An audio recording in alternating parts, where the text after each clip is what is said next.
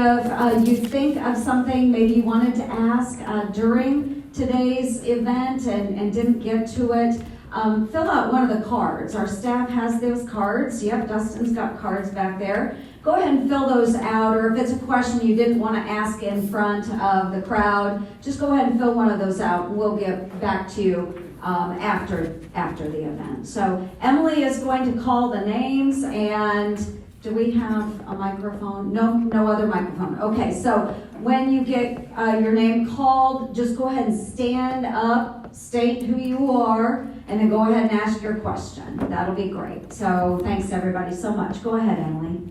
We are working with one microphone, so I can be extremely loud, so hopefully everyone can hear. So I'll read the very first name, and then the second name, just be prepared with your question. So first up is Nathan, I'm sorry, I'm terrible at reading handwriting. Nathan Berg of Atlantic, and then following Nathan will be Linda Parker of Emerson. Senator Ernst, my question. Fellow combat veteran with yourself, two-time Afghan, thank you for your continued service to our country. Recently heard that you and Governor Reynolds were supporting bringing 13,000 Afghan refugees to Iowa. Is that incorrect? No, that's not. Yeah, go ahead, but finish your question. My question was, any Afghan refugees were brought into Iowa. I'm wondering what kind of vetting process we have on these. Yes, and yes, I am supportive of resettling folks here in the state of Iowa, but there is a significant vetting process that they have to go through before they're even brought to the United States of America. And that's why we have such a and I don't think 13,000 is the right number either. I think the governor had suggested maybe 2,000. But it is something that we have done here in the state of Iowa. We did this, Governor Ray did this in the 70s with the Cambodian boat people, brought them into the United States. It is much different, of course, coming from Afghanistan. These would be those that have applied for a special immigrant visa, and those would have to be the ones that worked for our embassy in Afghanistan, or those that worked for a government contractor, served as an interpreter. Matter of fact, I've been receiving all kinds of texts and emails and messages from our Iowa National Guardsmen that served in Afghanistan, trying to get their interpreters out of Afghanistan. Those are the folks that we would want to make sure are applying for the SIVs, those that go through the vetting process, and again, they are supposed to be vetted before they ever touch down on U.S. soil.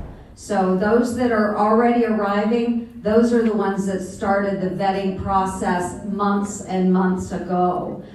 So they were cleared before they could come to the United States.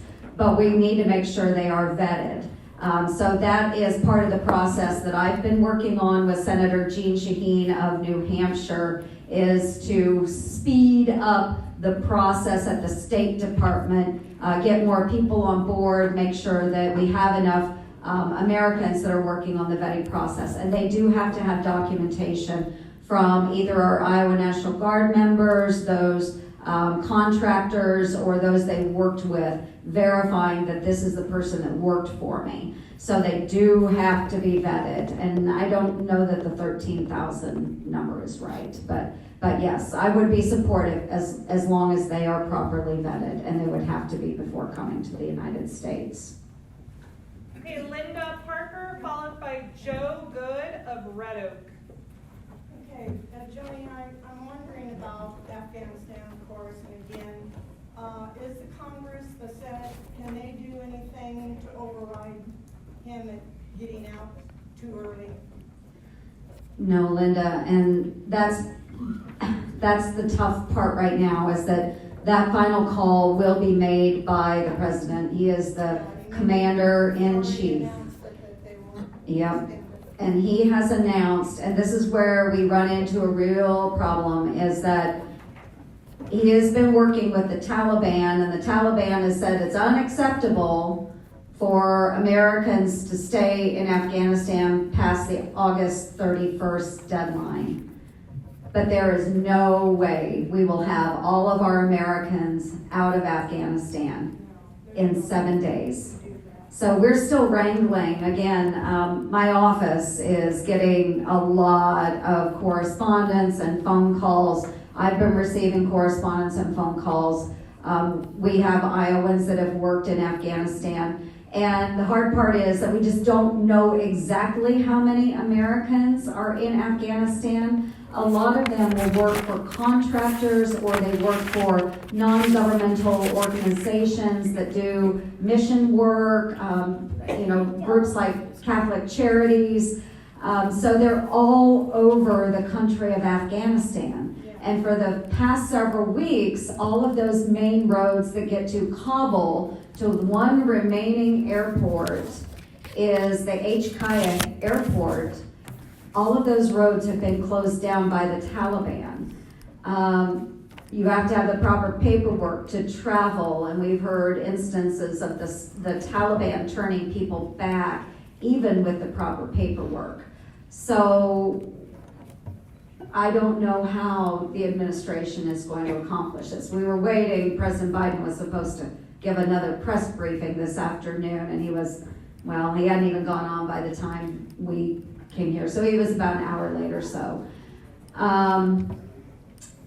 If you backwards plan getting all of the troops out too by the 31st, that means we would have to have our Americans out probably in the next 4 or 5 days. And we should not be leaving Americans behind. We know how brutal the Taliban is. Enough for the ones that help the interpreters and stuff. Yes, oh yes. So the only hope that we have is that there are a number of Democratic members that have actually spoken out against the president pulling out by the 31st.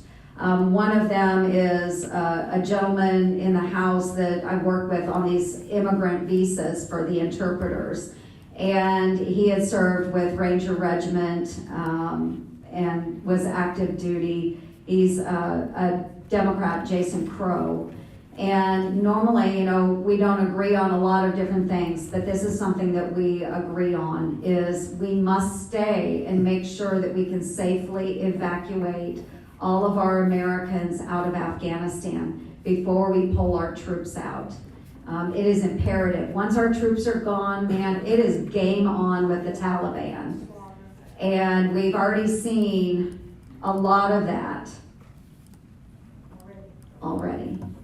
So, folks, we have about 4 or 5 days to get Americans out. There's no way we can accomplish that. I just wanted to publicly say thank you for voting against the one vote. The infrastructure bill, right? Yeah, thank you. I appreciate it, Linda. Afghanistan is a mess. It is. Joe Good, followed by Vicki Rossander of Stanton. Joe, you're up. Hi, this is a new topic. Tony, what do you anticipate is going to be the final changes to the estate taxes, particularly on how it's going to affect farmers and small businesses? Yeah, that's a good question, Joe. And this is probably number one in our farming and ranching community, and it affects small businesses, even outside of ag as well, is that President Biden has proposed eliminating the stepped-up basis to pay for the trillions of dollars that we've just passed here through the Senate in the last several weeks. And that will be very detrimental to our family farms here. So I know a lot of folks have been going through their family planning with their estates and so forth. And I know of at least one CPA that finally said, we don't know what the changes are going to be, so we can't really do anything right now, because whatever the Democrats decide to do in this next reconciliation package as far as the taxes, they're going to make it retroactive. So even if you make changes right now, it may not work, because they're going to go back potentially to April, potentially to the beginning of the year. So I can't tell you right now, Joe. I just know that I am lobbying a number of members very hard, folks like John Tester of Montana. He will have a lot of sway in this area. And he really didn't want to talk about it with me. And that leads me to believe we know what that answer is going to be come this fall. So I understand the concerns. This is a really big issue. It is a train wreck just waiting to happen. But they've got to pay for all this spending somehow, and that's what they intend to do.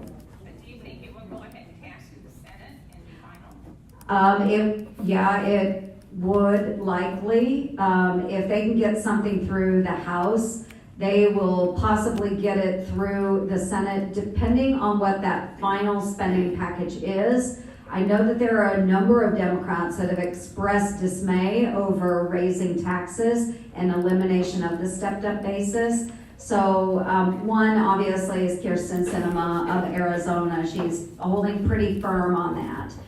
Joe Manchin of West Virginia has been another one that has said he doesn't want to raise taxes, but what he would do is probably negotiate a little bit with the White House, so he'd still end up raising the taxes, but agreeing to pass the bill. And then Senator Warner out of Virginia Mark Warner has also spoken out, not in recent days, but several weeks ago. He did express that he did not want to be raising taxes. So it just depends on what they can get negotiated, what they can get into the bill, and then, what deals are cut, kind of like the, Cornhusker kickback and those types of things. That happens a lot.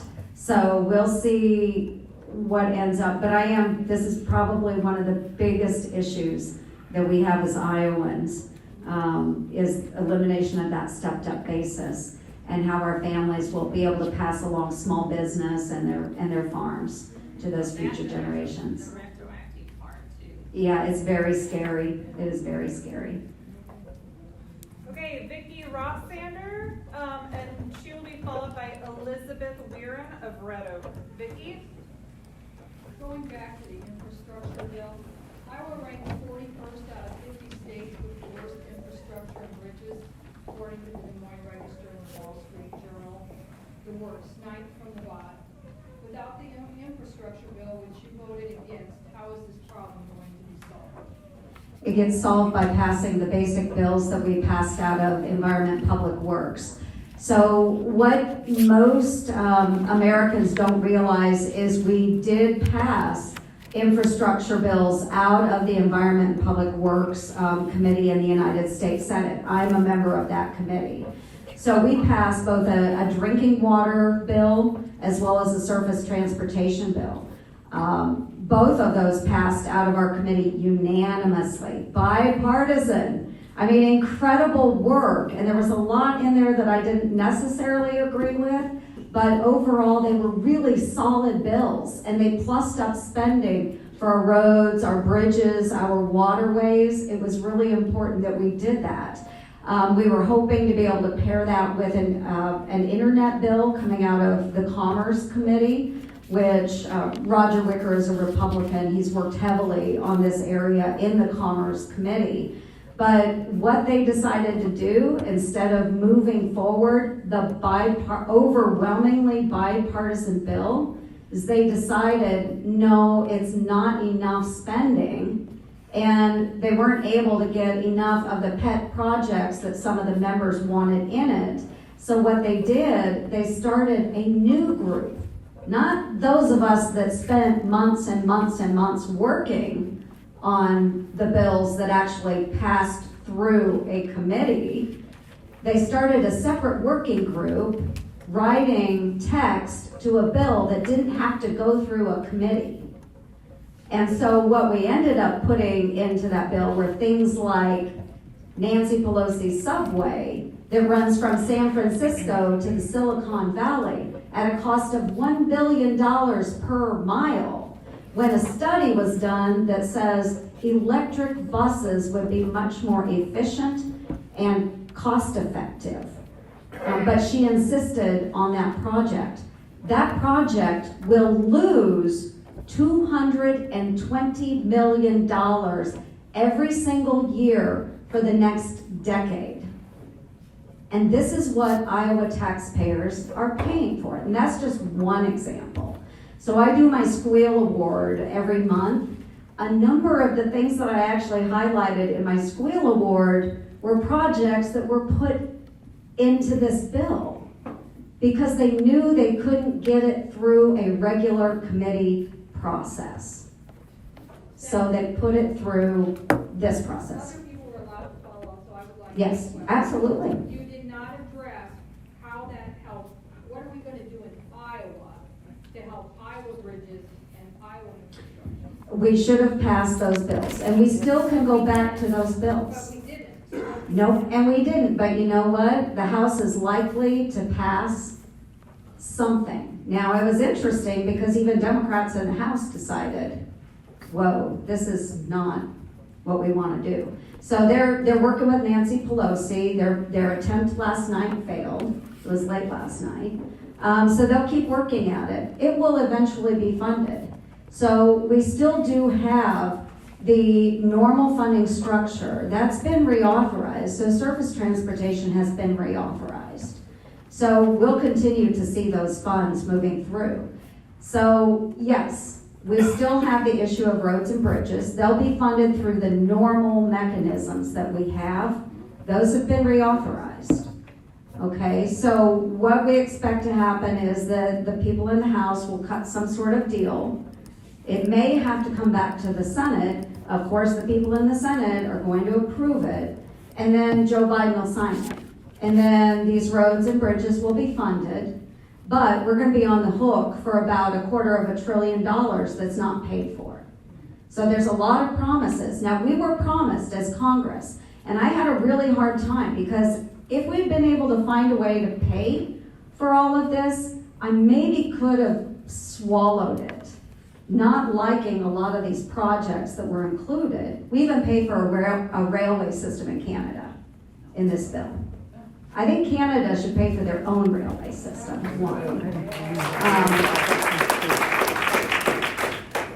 But when it came up and we were promised this bill would be fully paid for, and CBO, the Congressional Budget Office, came back and they said, we're sorry, this falls $258 billion short in funding. That's when we should have said, you know what, let's go back to the bills that were vetted through the committee process and were paid for and pass those, because that's the right thing to do, is to use our committee process, make sure these bills are paid for. And that was not done. That was not done. Okay, Elizabeth Weirin, followed by Barb Nelson of Stanton. I was active in the civil rights movement back in 1965, which resulted in the Civil Rights Act. Mm-hmm. I'm concerned about the attacks across the country on voting rights. Do you feel that the 2020 election, where you were re-elected, was fraudulent? Yeah. No, not overall, but I would say that, Liz, there probably is fraud that exists in the system, and I think we see that in virtually every election that occurs, which is why we need to make sure that we're putting smart voter registration procedures in place, which is why it is smart that we have voter ID.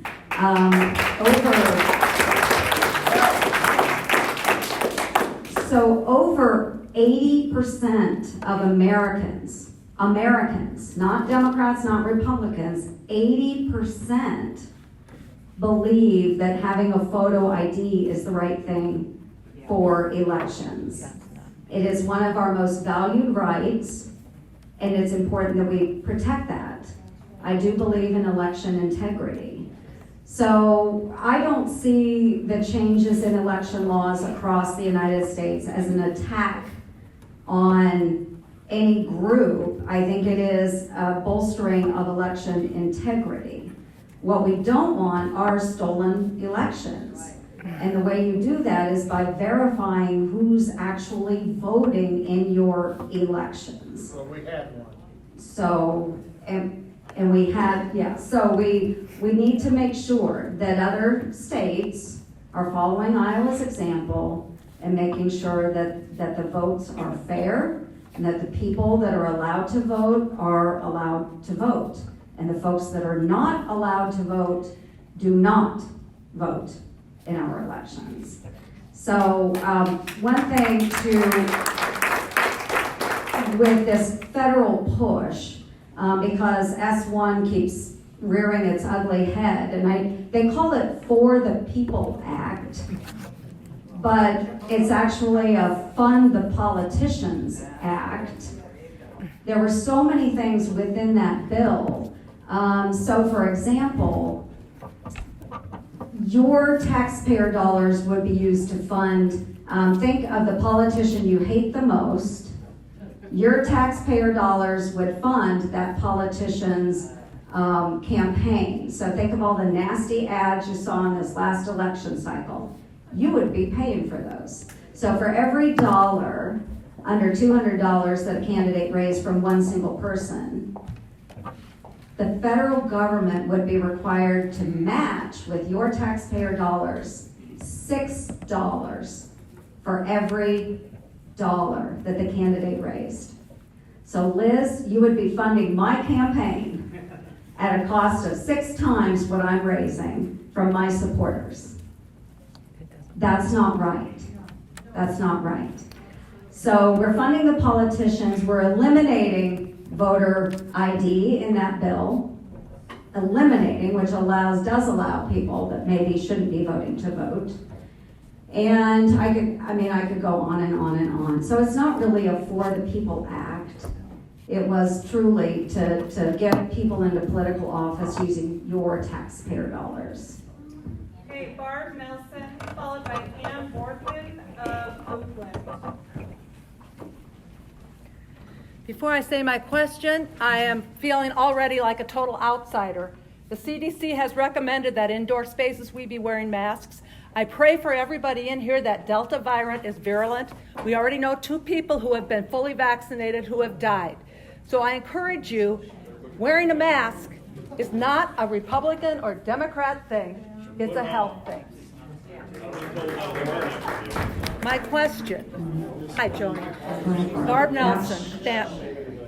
Please, Excuse me. go ahead, Barb. On May 28th, you voted against establishing a national commission to investigate the January 6th attack on the U.S. Capitol complex.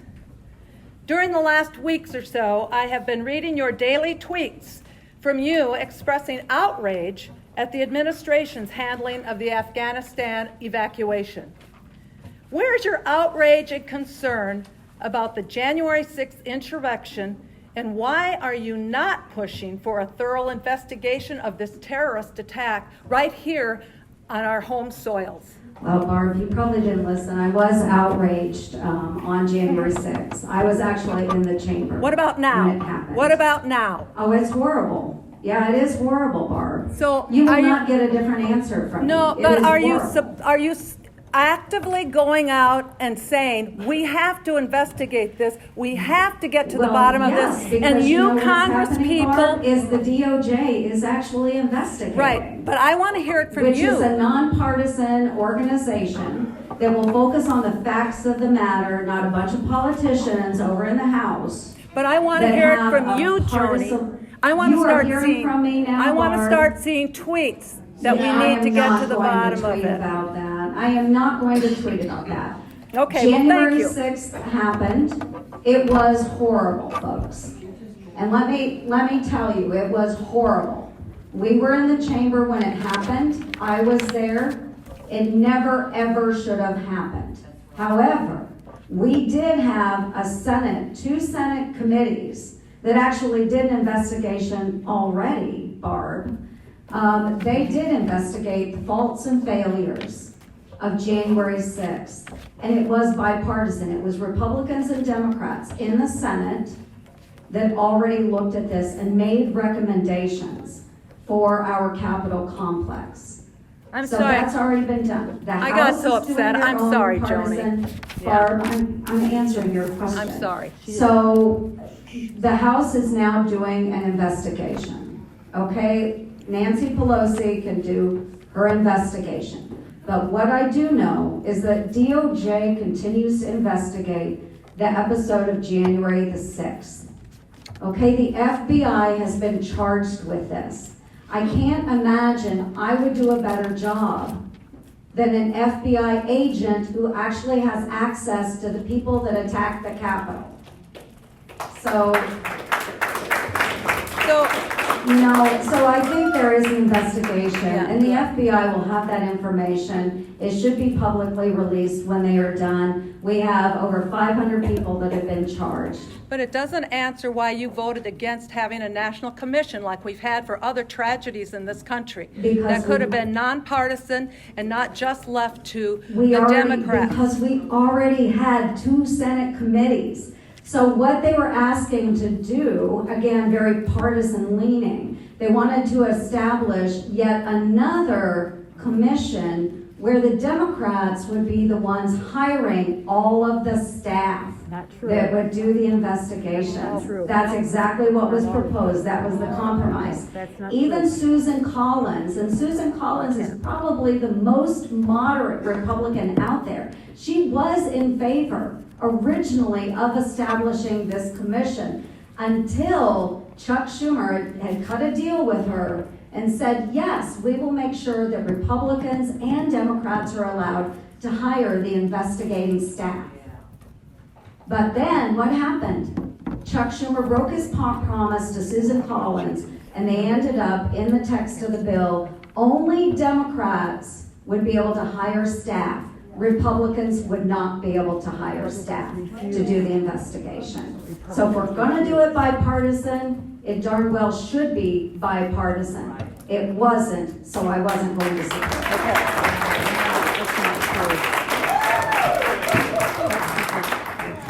Okay, Ann Borgman, followed by Leanne Pellet of Atlantic. Ann, the floor is yours. Good afternoon, Joni. I just have, you covered a lot of my questions that I had. I just have one more. How are we going to get the workforce back working? That's a really tough one, Ann, and I wish I knew. Well, one of the answers is that, we need to find ways to incentivize people to get back to work. The government did a really bad thing, the federal government did, by incentivizing people not to work. And we, for quite a stretch there, were paying people more to stay home than they were actually making. The governor at the end of June, or middle of June, started eliminating then the additional federal incentive of $300 a week of an enhanced unemployment benefits. So we have seen people starting to go back to work because that additional $1,200 a month incentive is not there. They can still receive the unemployment that's owed to them through the state, but they won't receive the federal. So what we've also seen, though, are other types of checks that are going out through the mail, which is subsidizing folks to stay at home. Every stop I make on the 99 county tour, employers are telling me they cannot find workers. So I was at an equipment dealership last week, and they are short people. All of the equipment dealers that came in, they said we can't find people to work the floors, the parts area. We can't, I visited a quarry that normally has 65 people working for it. They only had 40. So we're seeing it everywhere, but we just have to stop doling out federal dollars that we don't have and getting people back to work. So that's large and part of where we are focused. Thank you very much. Thanks, Ann. Leanne Pellet, followed by John Sundberg of Red Oak. Leanne. Okay. When the president takes the oath of office to uphold the Constitution, and then says publicly, I know this doesn't agree with the Constitution, but I'm going to do it anyway. Yeah. Why are there no legal consequences for Well, there should be, Leanne, and yes, so a number of groups will be pushing. When things that the president does that are unconstitutional, there will be challenges by certain groups out there. They will take this through the court system. So whatever that action might be, those groups will then push through the court system. So that is separate, is the judicial branch. But there are those watchdogs that will watch for actions that are unconstitutional. And then it takes forever. It does take forever to go through the judicial system. But yes, that is concerning though, when we go through, swearing an oath to the Constitution and then they flat out say, I'm not going to follow it. It's disheartening. Yeah, Leanne. Yeah, thank you. John, followed by Karen Bagshaw of Messina. Part of what I questioned has already been talked about. These $1 trillion bailout bills are not sustainable by our country. And at a rate of 328 million people in this country, that comes down to $3,000 per person per trillion. And then you go back to $3.5 trillion that we just got passed. That's $10,500 per person. And that ends up being, for a family of four, $42,000. And the government sends us back $1,000 or $1,200. It's a slap in the face. It's chicken feed that they're sending back to us personally. And there's so much pork in this. How do we stop this from continuing to happen? It's going to bring in terrible inflation in my mind. Well, and John, that kind of goes back to that infrastructure discussion that we had. We should be focusing on the things that really need to get done and focusing our energies and our dollars on those types of projects and not funding, the fancy nice to haves like the subway system in California that I mentioned that is going to lose money and we are going to continue to subsidize every year. We just have to have enough people that will stand up and say, stop. Stop funding these types of projects. Stop funding. I mean, we haven't even talked really anymore about, I know we've talked about the masks, but going back to the funding that originally went to the Wuhan Institute of Virology. We had American taxpayer dollars that were going there. We didn't even know it. So we've got to put our foot down and stop projects like that. We've got to stop subway projects. We've got to stop shrimp on a treadmill. How fast do shrimp run on a treadmill? 60 feet a minute. Bet you didn't know that. I know that now. Stupid stuff. Our federal government is taking your money and paying for. Yes. All of your money. So again, getting back to things that the federal government is charged with doing. Not all the extra stuff that people want, the nice to haves. We're at a point right now where we're rapidly approaching that $30 trillion debt. And yet we keep passing these $1 trillion bills knowing there's no way in the world we can pay for them. And that's why they're talking about doing the elimination of the stepped up basis, which would strip away family farms, which would strip away small businesses that have been in families for generations. So you can pay the taxes on it. So we're in a world of hurt in the federal government. We just need more folks saying no. Let's focus on the stuff that needs to get done and leave it at that. But I agree with you, John. Thank you. Karen Bagshaw, followed by Carl Glansman. Karen? Joni, can I sit? I've got. Yes, you sure can. I supported you in 2020 and sent money, and I believe in you. My burning question today is the border. It affects all of us. There is a pandemic. She's right. There's a pandemic, and we're letting people into our country. They're not vetted. They've not had shots. It's going to affect people clear up in Iowa. A rancher spoke on the internet. He goes, they're coming in my backyard at night. but they're coming to Iowa, and they're coming to factories and small towns near you. And it's gonna affect all of us. There's a pandemic, the President of the United States, and I'll call him that today, he is not my president, Joe Biden. I call him Joe Biden. That's right. He needs to go. Yeah. What's wrong with you people? Senators, get him out.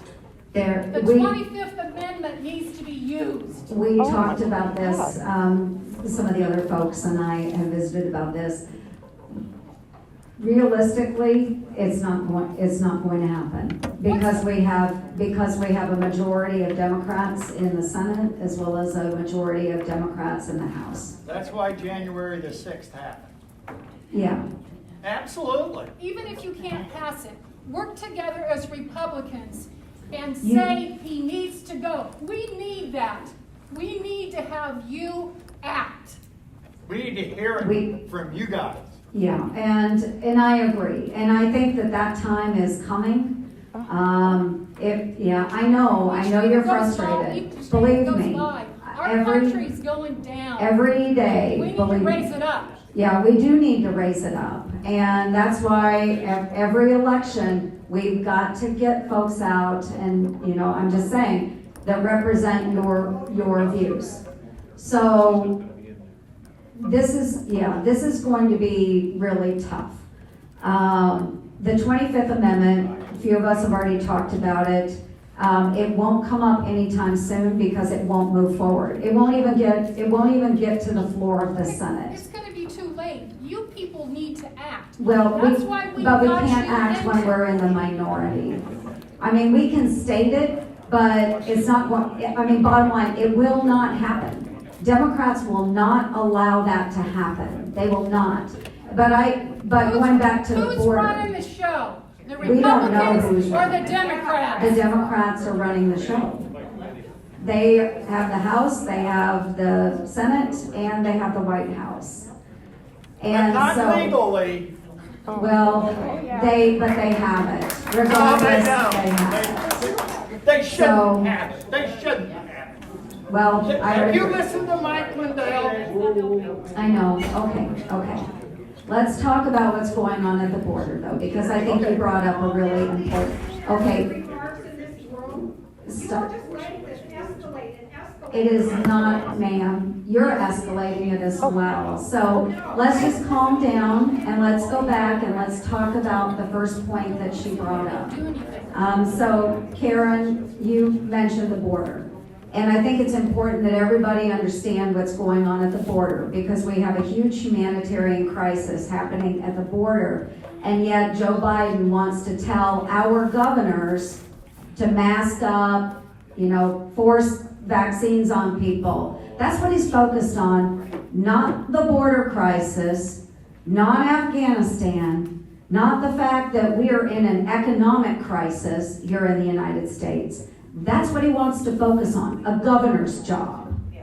So back at the border, so President Trump had negotiated the Remain in Mexico policy, which had slowed the illegal immigration down at the border.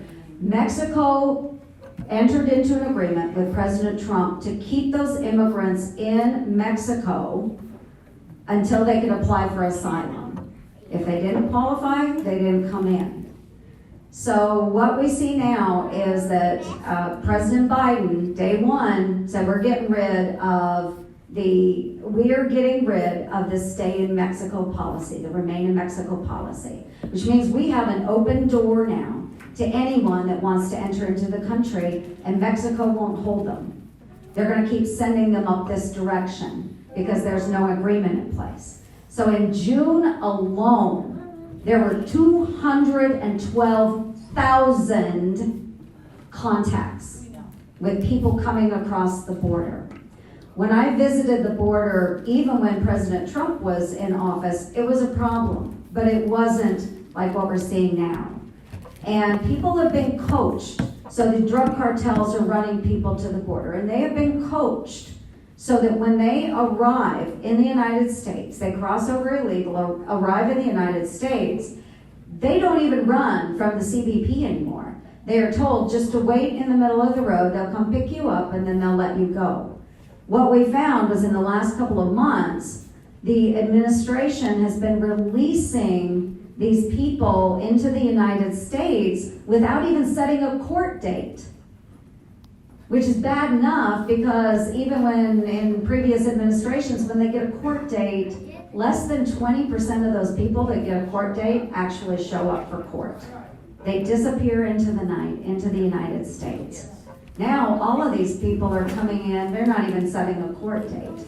So there is an issue at our southern border. And so we see where governors now are kind of taking it into their own hands. Our own governor has sent troopers down, they're back now, but they are involved in policing actions against the drug cartel. Because right now the CBP can't handle all of those people that are pouring across the border and take care of the drugs, the guns, the human trafficking. So that's an issue. We've got Afghanistan going on. We've got all this federal spending. You're right, it is a mess. So We have to get the House back, and that would be the first step in the 25th Amendment. So Joni, we do agree. We do agree. We do agree. Yeah. And I'm saying, if we allow the man that is in the White House right now to continue to do on a daily basis what he's doing, there's not going to be much of a country left over.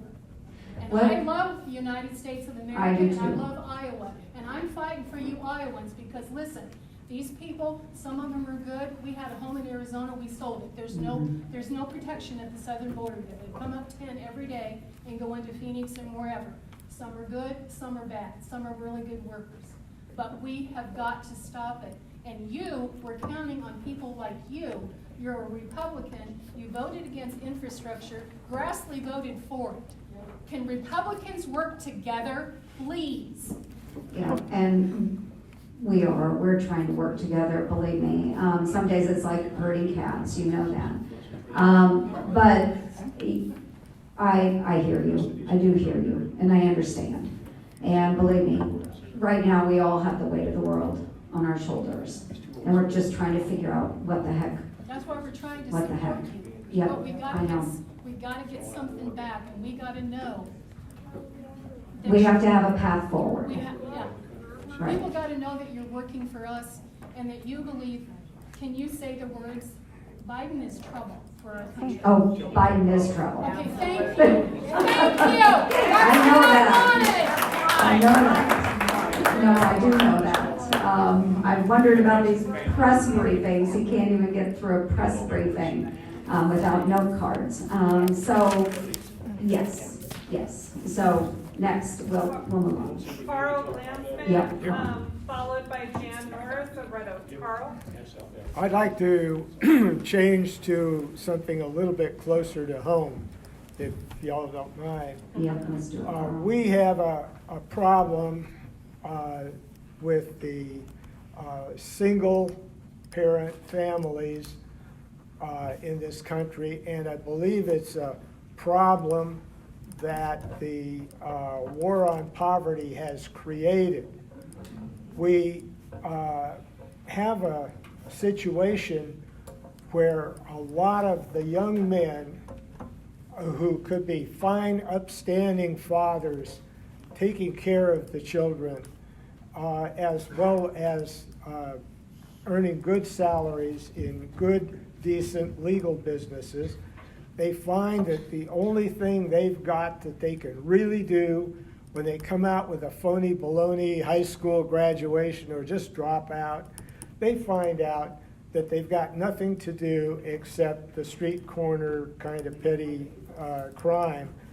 And that's such a shame, because these women end up with the children, and this single mommy syndrome that the war on poverty has built with all the incentives to the single parent and nothing to bring the children, the male children, into a job that can pay good in construction or manufacturing, electronics, that sort of thing. We're losing the structure that held this country together for a couple hundred years. We need to solve the single mama syndrome. It is not the girl's fault. It is not entirely the boy's fault. It's the fault of us not structuring education to meet the needs of those people who are going to start out low and work the way up, just like all our parents did. Thank you.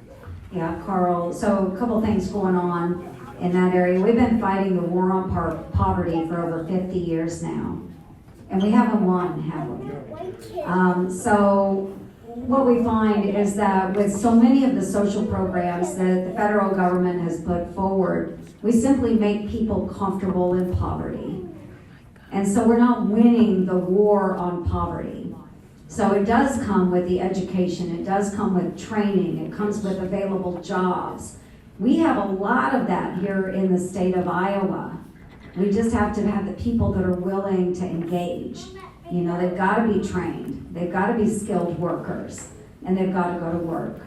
Now, the single parent family, I don't think I can solve that from the federal government other than encouraging people to work. I know in the past there have been programs that have incentivized people maybe to be single instead of get married. I had a young woman one time that had told me if she were married, if she had gotten married to her boyfriend, she wouldn't qualify for as much federal government assistance. So we're disincentivizing a two-parent household in some instances, and that's not the right way of doing business.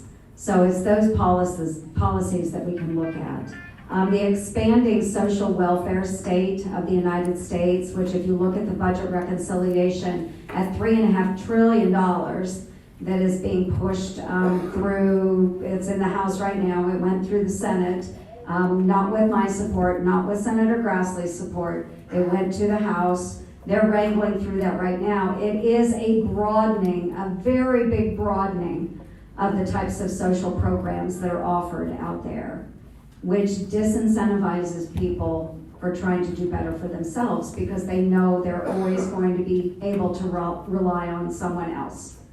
So we've got to rethink the direction that we're moving. We really are seeing an evolving nation moving more towards a socialist state.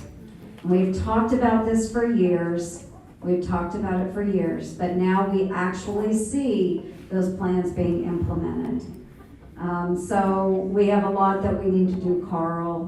Not all of it can be solved by the federal government, though. You know, we have to have churches that are engaging in their communities. We have to have families that are engaging in their communities. So this is a partnership all the way up and down, and we have all got to be working together to figure this one out. Thank you. Next is Jan Norris, which will be our final question. Hi, Jan. Thanks for coming to Southwest Iowa, Joni. With the floods and drought in Iowa over the last 10 to 15 years, what have you passed to slow down climate pollution, and how effective do you think it will be? Yeah, actually, I've done a lot of work in that area, Jan, surprisingly. Yes, I've supported a number of the wind energy efforts, the renewable efforts. We just passed the Growing Climate Solutions Act, which I was a co-sponsor of, and that was signed. I think that's already been signed into law. So there's actually been a lot of efforts, and you can go to my website, ernst.senate.gov, and you can take a look at all of the things in climate that I've worked on. So one thing I would like to, highlight, because this is really important to rural Iowans, is we do very well as a state when it comes to renewables. So you can look around the area, there's a lot of wind energy. We have increasing solar capacity here in the state of Iowa, thanks to Governor Terry Branstad. He was the father of solar. Chuck Grassley is the father of wind energy. So a lot of Republican initiatives that are really taking Iowa forward, including the renewable fuel standard. So I am bringing up the RFS specifically because this is something that President Biden had promised and out on the campaign trail that, oh yes, he was going to uphold the renewable fuel standard, which we know, I know there may be some folks that drive electric cars and that's completely okay. You make your own choices. But what we could do today is start using E15 year round, start filling your tank using E15, and that would reduce greenhouse gas emissions by 46% today. And yet President Biden is not pushing that. He is saying, oh, we are going to transition our federal government fleet of vehicles, in the next 10 to 15 years, all of them will be electric. And then we're going to give all these tax credits to people that buy electric vehicles, but we're not going to do anything for renewables. This is something that Amy Klobuchar, Democrat, Minnesota, and I were working on, trying to get renewable fuels included in the infrastructure bill. President Biden said, no way, no how, electric vehicles. Electric, electric, electric. Okay? So I cornered Tom Vilsack about it, our USDA secretary, proud Iowan, governor of Iowa, right? Supporter of renewable fuels. Wrong. Yeah, you know what he told me about renewable fuels? Y'all are just gonna have to find somewhere else to sell it. He told us you're gonna have to make it for airliners, and you're gonna have to make it for maritime vehicles, AKA ships. So here we are in the middle of the country. So I asked the folks that have our ethanol plants here in Iowa, okay, well, let's flip a switch and let's start making sustainable airline fuel. And they said, Joni, that is a joke. They said we would have to completely tear down these ethanol plants and rebuild. You can't just flip a switch and make airline fuel.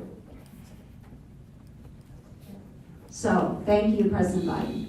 Back to the tax credits. Okay, so we're given tax credits as well in this infrastructure bill for electric vehicles.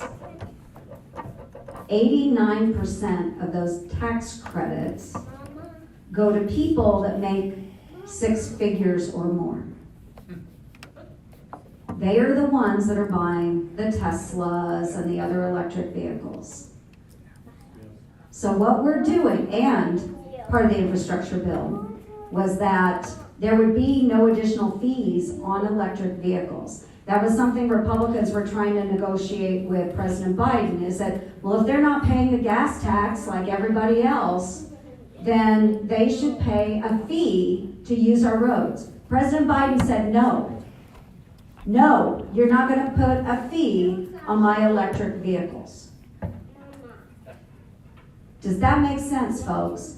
We keep rewarding the coastal elites who are using the road systems, but they're not paying for them like folks here are, using the gas tax.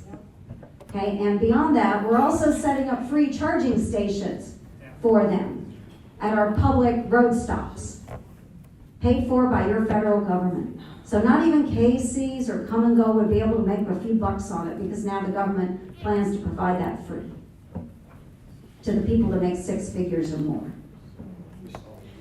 So there's a lot of stuff going on we don't agree with. But I would say here in Iowa, we worked really hard to maintain that cutting edge in the renewable space. I own an electric vehicle. It's a hybrid. I pay an additional fee to license it because I pay no gas tax. Do you pay that fee every year? And is that something established by Iowa or the federal government? I assume it's Iowa. Yes. I license it here in Iowa, Yes. but I do pay a fee, and it only makes sense because we do have to maintain our roads. Yes, we do. But there is no additional fee for the federal government that will come back into that highway trust fund like the gas tax does. So we pay fees for our vehicles too, but we pay a gas tax. And that's the state of Iowa, and the gas tax goes to the federal government, then is redistributed down to the states. And I think that was it. So folks, wow, great discussion today. I love it, a mix of thoughts and ideas. But this is what it's all about. We do have a system that's set up for interesting dialogue and discussion. And we can appreciate that. So thank you so much for coming out and sharing your thoughts with me. Thank you.